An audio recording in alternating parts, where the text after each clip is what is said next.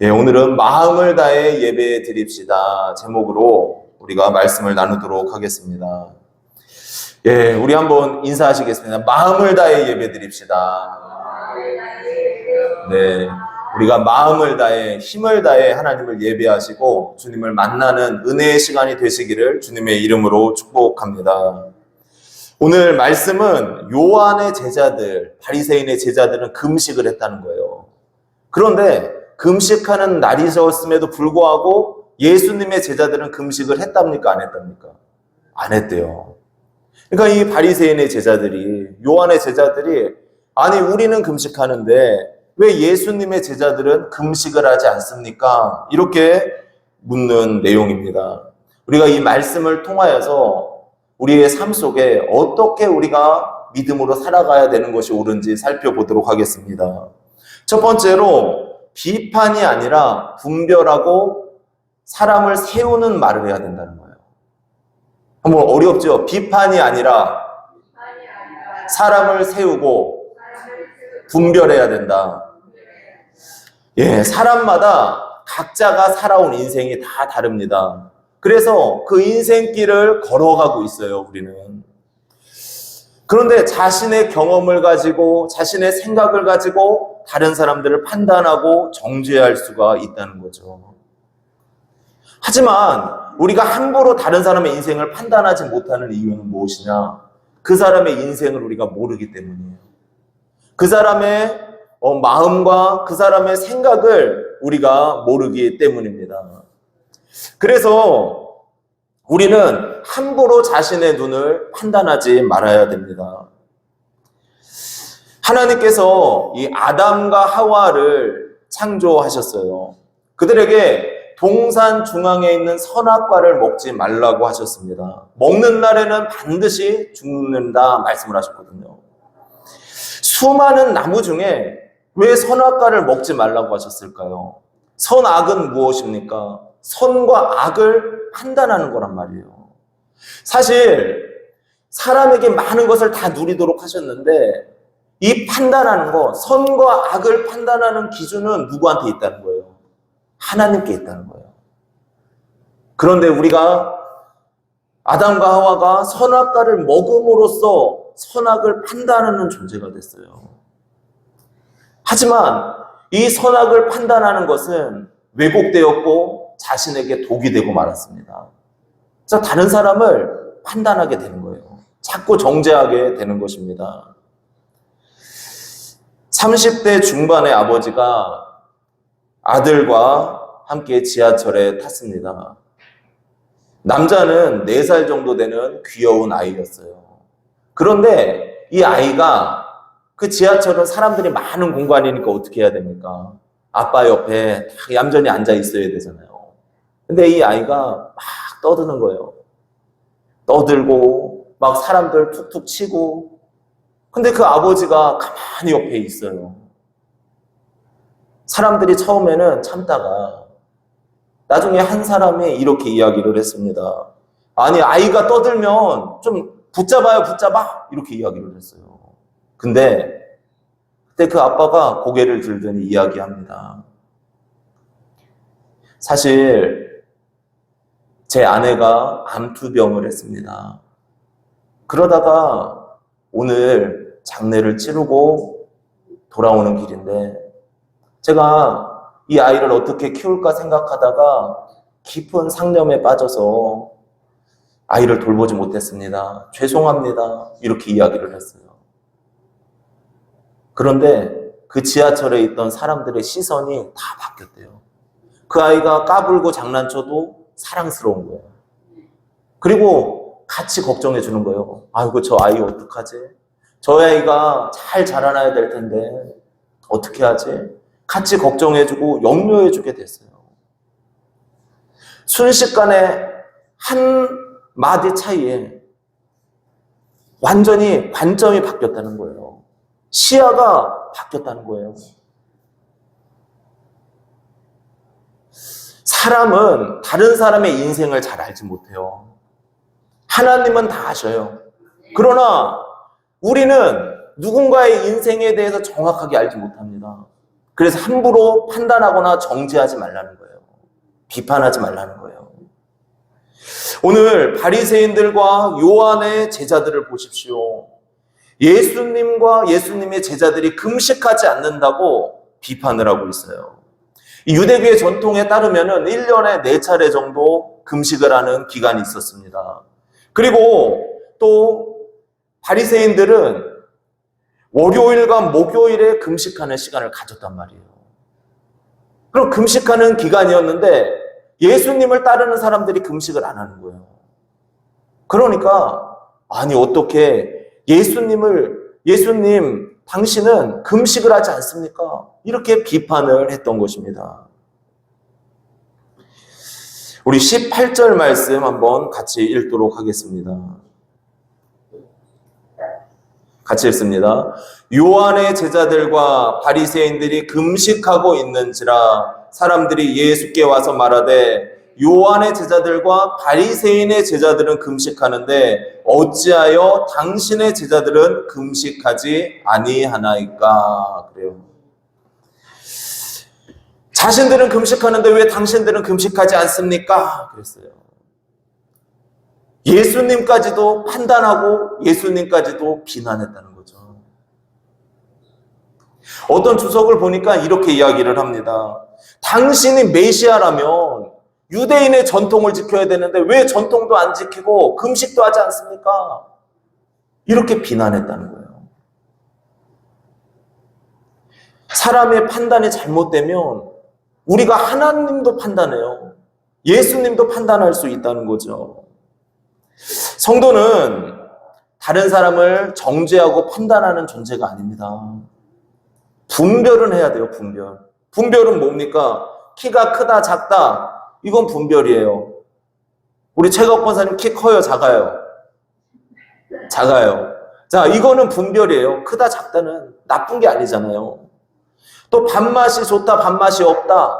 이거는 분별이에요. 그런데 비판은 무엇입니까? 키가 작으니까 저 사람은 루저일 거야. 키 작으니까 저 사람은 실패자일 거야. 이렇게 말하면 판단이에요. 정죄이고. 저 사람은 식욕이 너무 좋으니까 돼지 같아. 이랬어요. 그러면 그건 정죄란 말이에요. 그러니까 판단은 해야 됩니다. 분별은 해야 됩니다. 그러나 비판하고 정죄는 하지 말아야 될 줄로 믿습니다. 성도는 하나님을 믿는 사람은 약하고 연약한 사람, 조금 성격이 모난 사람이 있다고 할지라도 그 사람을 사랑으로 세워주는 거예요. 위로해주고 격려해주고 내가 당신을 위해 기도하고 있습니다. 그러니까 힘내세요. 하나님이 도와주실 거예요. 이렇게 위로해 주셔야 돼요. 교회에 누가 처음 나왔어요. 그러면은 텃세를 부린다 그러잖아요. 그러면 안 돼요. 어느 누구든지 교회에 왔으면은 우리가 사랑으로 아우 잘 오셨습니다. 우리 교회에서 정말 성도님 위해서 기도할게요. 그러니까 힘내세요. 이러면서 다독이고 사랑으로 돌보라는 거예요. 왜 그렇습니까? 그 영혼을 살리기 위해서. 솔로몬이 1천 번제를 하잖아요.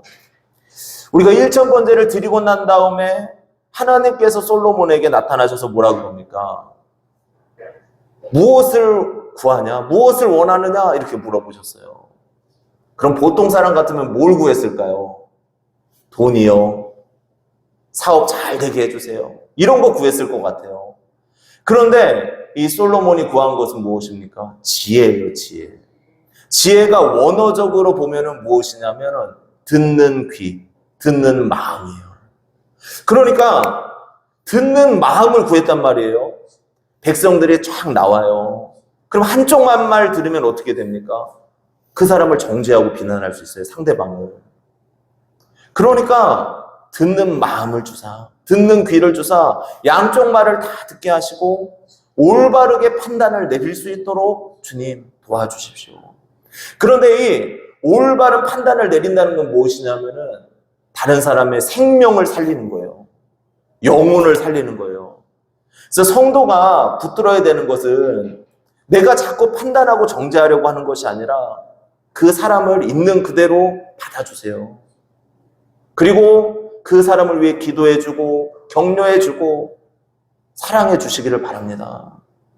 이게 바로 은혜의 삶이고 은혜의 말을 하는 복된 인생인 줄로 믿습니다. 이러한 귀한 삶이 되시기를 주님의 이름으로 축복합니다. 그리고 두 번째로 형식보다는 마음이 있는 예배를 드려야 된다는 거예요. 마음이 더 중요하다는 겁니다. 요즘 말 중에 영혼이 없다 그런 얘기가 있어요. 어떤 부인이 물어봐요. 여보, 나 사랑해? 이렇게 물었어요. 그럼 남편이 대답할 때, 여보, 나는 당신이 너무 좋아. 당신이랑 함께 밥 먹는 것도 좋고, 차를 마시는 것도 좋고, 같이 길을 걷는 것도 좋고, 얘기를 나누는 것도 너무 좋아. 이렇게, 그래서 난 당신 너무 사랑스러워. 이렇게 얘기를 해야 되잖아요. 그런데, 여보, 나 사랑해? 사랑해? 이렇게 얘기하는 사람들이 있어요. 영혼이 없다는 거예요, 그런 단어가. 개그맨 신동엽이 농담이지만 이분이 재치도 있고 유머도 있고 반응이 아주 빨라요. 부인이 묻습니다. 여보, 어제 술 먹고 왜 늦었어? 이렇게 물어요. 그러면은 얼렁뚱땅하게 잘 넘어갑니다. 다음부터 안 먹을게. 그러고 넘어가는 거예요. 또, 여보, 물에 빠졌을 때 딸 먼저 구할 거야? 나 먼저 구할 거야? 이렇게 물어요. 그러면은 1초도 생각 안 합니다. 그리고 나서, 당신 먼저 구해야지. 근데 영혼은 없어요. 말은 하는데. 이게 영혼 없는 말이라는 거, 영혼 없는 거. 하나님 앞에 금식할 때도 근데 마찬가지일 수 있다는 거예요. 마음 없이 금식할 수 있습니다. 마음 없이 예배 드릴 수 있어요. 말라기서를 보면은 사람들이 하나님 앞에 재물을 가지고 와요. 소도 가지고 오고 염소도 가지고 오고 양도 가지고 옵니다. 그래서 그 짐승을 가져다가 하나님 앞에 예배를 올려드리려는 거예요. 그러면 여러분 생각을 딱 해보시면 어떻습니까? 하나님 앞에 예배 드리는데 마음을 다하고 힘을 다하고 하나님을 사랑하는 마음으로 다 드릴 것 같잖아요. 그런데 딱 짐승을 보는 거예요, 가축을. 저기에 보니까 다리 다친 염소가 한 마리 있네요. 아이고 잘됐다. 저놈 갖고 가자. 또 저쪽에 보니까 양이 병 들어갖고 아파서 죽을라 그러네요. 아이고 잘됐다. 오늘 예배 땐 저놈 갖고 가자. 저는 것, 병든 것, 아픈 것 이런 것을 들고 하나님 앞에 나왔대요. 하나님은 이스라엘 백성을 한없이 사랑해 주셨는데 이스라엘 백성은 하나님 앞에 나올 때 저는 것, 병든 것, 가장 안 좋은 것, 자기가 가진 것 중에 그걸 들고 나온 거예요. 하나님의 마음이 상하는 거예요. 그러니까 하나님께서 뭐라 그러십니까? 저들이 차라리 예배를 안 드리면 좋겠다. 저렇게 마음 없는 예배, 나는 저들을 사랑했지만 저들은 나를 사랑하지도 않고 자신에게 가장 안 좋은 것, 그것만 하나님 앞에 드리는 그 마음이 없는 예배는 받고 싶지가 않다. 저들이 예배 드리는 문을 닫았으면 좋겠다. 그러셨어요. 그러니까 하나님도 인격이시라는 거잖아요, 인격. 마음은 안단 말이에요. 여러분, 우리는 외적인 형식보다 더 중요한 게 무엇이냐? 우리의 마음이에요, 마음.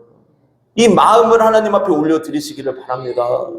예수님이 나를 위해 십자가를 지시고 그 고난의 길을 걸어가시면서 나를 포기하지 않고 사랑하신 그 은혜, 그 사랑을 생각하면서 하나님, 제가 주님의 은혜를 높여드립니다. 예배합니다.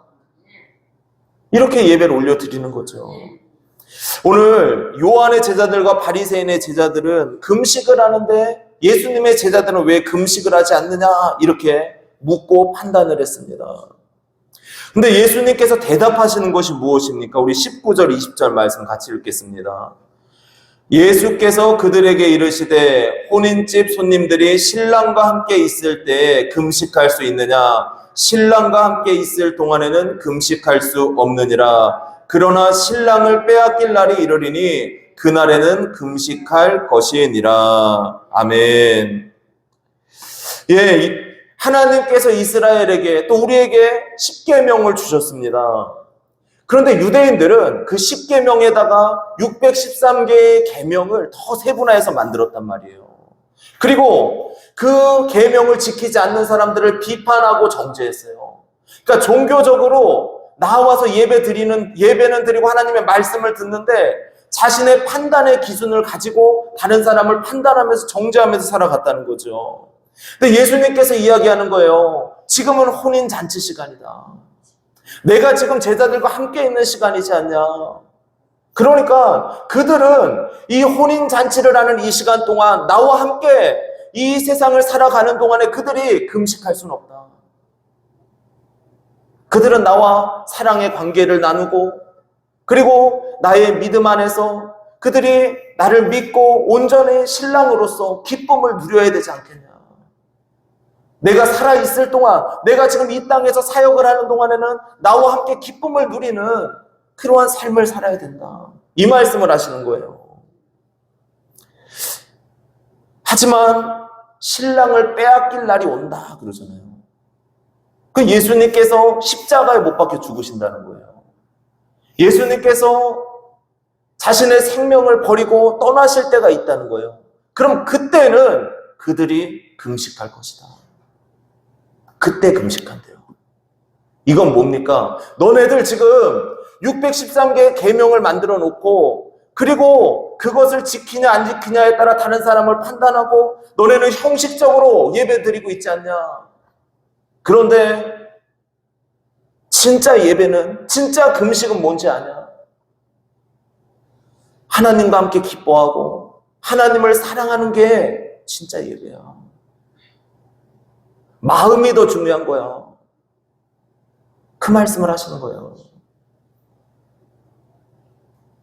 예수님께서 이렇게 말씀을 합니다. 마태복음 6장 16절에서 18절을 보면은 금식할 때 너희는 외식하는 자들과 같이 슬픈 기색을 보이지 말라. 그들은 금식하는 것을 사람에게 보이려고 얼굴을 흉하게 하느니라. 내가 진실로 너희에게 이르노니 그들은 자기 상을 이미 받았느니라. 너는 금식할 때 머리에 기름을 바르고 얼굴을 씻으라. 이는 금식하는 자로 사람에게 보이지 않고 오직 은밀한 중에 계신 내 아버지께 보이게 하려 함이라. 은밀한 중에 보시는 내 아버지께서 갚으시리라. 아멘. 금식을 해도 사람에게 보이려고 할 수 있다는 거예요. 예배를 드려도 사람에게 보이려고 할 수 있다는 거예요. 나 이렇게 예배 드려. 나 이렇게 금식해. 그래서 막 뭔가 힘든 표정, 힘든 모습으로 드린대요. 근데 뭐래요? 그러지 말래요, 예수님은. 하나님은 너네 마음을 다 아신다. 마음의 중심을 아신다는 거죠. 여러분, 우리가 정말 하나님 사랑하는 마음으로 예배 드리기를 축복합니다. 하나님께서 우리를 사랑하신 그 은혜가 우리 마음에 부음받아요. 우리 마음에 부음받아서 그 크신 사랑이 나를 다스리고 있습니다. 그러니까 그 은혜를 찬양하는 거예요. 주님을 높이는 거예요, 예배는. 사람이 높임 안 받아도 돼요. 설교하는 사람 높임 안 받아도 돼요. 오직 하나님 바라보는 거예요. 하나님 앞에만 예배 드리시고 영광 올려 드리시기를 주님의 이름으로 축복합니다. 그리고 마지막으로 생명의 복음을 누리라 말씀을 하고 있어요. 여러분, 예수님 믿는 게 행복하십니까? 행복하십니까? 예수님 믿는 건 진짜 행복한 거예요. 세상 사람들은 그렇게 이야기를 할 수 있죠. 돈이 많아지면 내가 행복할 거야. 권력이 많아지면 행복할 거야. 내가 좋은 집에 살면 행복할 거야. 그렇게 이야기를 해요. 그러나 성도는 뭐가 기쁨입니까? 하나님이 나를 사랑하시는 게 기쁨이에요. 내가 예수님 믿고 나서 영원한 천국을 소망하며 살아가는 게 기쁨입니다. 구원함을 받은 기쁨이 세상에서 제일이라는 거예요. 주님이 나를 사랑하시고 동행해 주시는 이 기쁨을 누리기를 축복합니다. 우리의 믿음은 우리를 영원한 천국으로 인도합니다. 십자가의 사랑을 우리가 알기에 마음속에 기쁨과 감사함이 넘치는 이 생명력을 갖고 우리가 살아가는 줄로 믿습니다. 그래서 교회를 다니면은 얼굴이 밝아요. 옆 사람 얼굴 봐보세요. 밝은가 어두운가. 밝아요. 지금은 갑자기 밝아지셨어요. 다 심각하셨는데. 근데 진짜 예수님 믿는 사람들 있잖아요. 얼굴이 평온하고 기쁨이 있습니다. 즐거워요, 사는 게.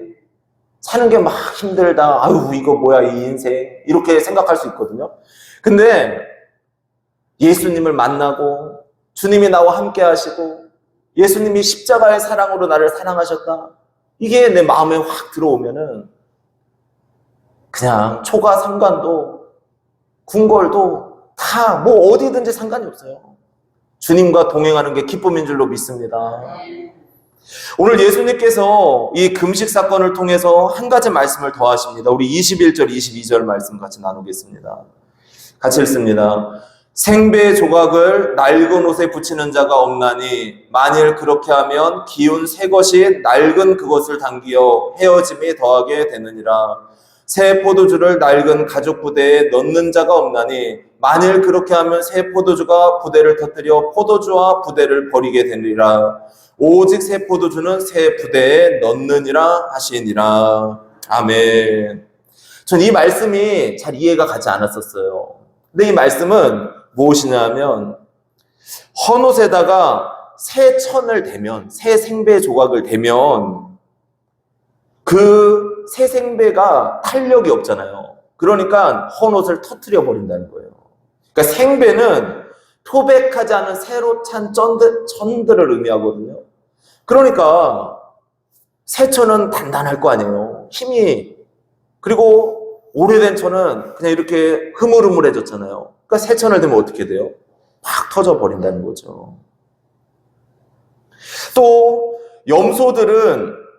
유대인들은 염소 가죽으로 물통을 만들었습니다. 포도주를 그곳에 넣고 다녔어요. 그런데 낡은 부대에다가 만약에 포도주를 넣으면 어떻게 됩니까? 막 포도주가 발효하면서 가스가 생길 거 아니에요. 그러면은 낡은 이 가죽 부대는 터질 수가 있다는 거예요. 그러나 새 포도주는 탄력이 있잖아요. 힘이 있잖아요. 버틸 수 있는 힘이. 그러니까 발효가 돼도 터지지 않는다는 거예요. 근데 이 말씀이 그러면 무엇입니까? 유대인들은 자신들이 세운 전통과 자신들이 가지고 있는 종교적인 기득권을 위해서 살아갔다는 거예요. 그러나 우리는 이제는 새 부대고 새 포도주를 담는 부대와 같은 존재라는 거예요. 바로 우리는 예수님을 믿는 믿음으로 산다는 거예요. 예수님께서 나를 사랑하신 그 은혜를 우리가 마음에 누리고 살아가는 거예요. 그러니까 생명력 있게 살아간다는 거예요. 주님께서 우리를 사랑하신 걸 믿습니까? 주님께서 나를 위해 죽으시고 나를 대신해서 그 골고다 길을 걸어가시고 그 무거운 십자가를 지신 주님을 나를 사랑하셔서 지신 거잖아요. 나의 영혼을 구원하시기 위해서 주님의 그 길을 걸어가신 거잖아요.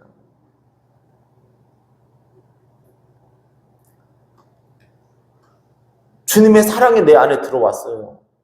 그러니까 나도 주님의 사랑으로 산다는 거예요. 사랑은 생명력이에요. 왜 그러냐면 여러분 남자 여자가 연애를 할 때도 한번 보세요. 그때 어떻습니까? 미소가 있어요, 없어요? 없어요? 웃음꽃이 피잖아요. 진짜 둘 사이에서는 별 얘기 안 해도 막 까르르 웃어요. 아무 얘기도 아닌데 연애할 때 생각을 해보면. 그리고 뭐 그냥 아무 얘기나 툭툭 던져도 뭔가 기쁨이 있고 즐거움이 있어요.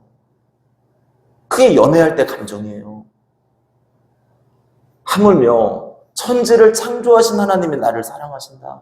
나를 기억하고 계신다. 나를 붙들어 주시고 나의 죄가를 다 용서하시고 사랑하셨다. 그게 내 영혼 안에 믿어지면 얼마나 내 마음이 기쁨이 넘치겠습니까? 그래서 이 새 부대는 바로 복음이에요, 복음. 생명력 있는 복음. 주님이 나를 사랑하신다는 복음. 여러분, 이 믿음으로 사시기를 축복합니다. 주님이 우리 새벽 예배 때 나눴지만 하갈이 이제 그 주인을 피해 도망하잖아요. 종이었어요. 근데 하나님께서는 그 하갈을 기억하세요? 기억 안 하세요? 기억하세요. 하갈이 어느 곳으로 가는지도 다 바라보고 계셨고, 하갈이 진짜 물이 없어 죽고자 할 때 하나님이 나타나셔서 그에게 생수를 주시고 그를 건지셔요. 놀랍습니다. 근데 하나님이 우리에게도 그렇게 세밀하게 우리를 사랑하시고 우리를 돌보고 계시는 줄로 믿습니다. 이 믿음으로 우리가 승리하시기를 주님의 이름으로 축복합니다. 오늘 세 가지로 말씀을 나눴습니다. 성도는 비판하러 사는 게 아니에요. 비판하고 정죄로 사는 것이 아니라 분별은 해야 됩니다. 그러나 성도는 다른 사람 영혼 살리는 게 더 중요하다는 거예요. 그 영혼이 다치지 않도록 아무리 없고 힘없는 자라도 연약한 자라도 우린 무시하면 안 돼요. 멸시해도 안 돼요. 사랑해 주셔야 돼요. 그 영혼이 정말 하나님 만나고 은혜 만날 수 있도록 계속 격려해주고 위로해주는 우리가 되기를 축복합니다. 그리고 두 번째는 형식보다 마음의 예배를 드려야 돼요. 바리새인들 금식을 해도 사람에게 보이려고 해요. 그러니까 마음이 없는 거예요. 우리는 하나님 앞에 한 번의 예배를 드려도 마음을 다해서 드려야 돼요. 하나님을 사랑하는 마음으로, 주님의 십자가를 기억하는 마음으로 힘있는 예배, 기쁨의 예배를 드리시기를 축복합니다. 그리고 마지막으로 새 포도주는 생명의 복음이에요. 예수님과 나와의 관계를 나타냅니다. 그래서 우리는 이제는 새 포도주가 된 사람들이에요. 주님이 나를 사랑하시고 그 사랑의 생명력을 가지고 이 땅을 살아가는 거예요.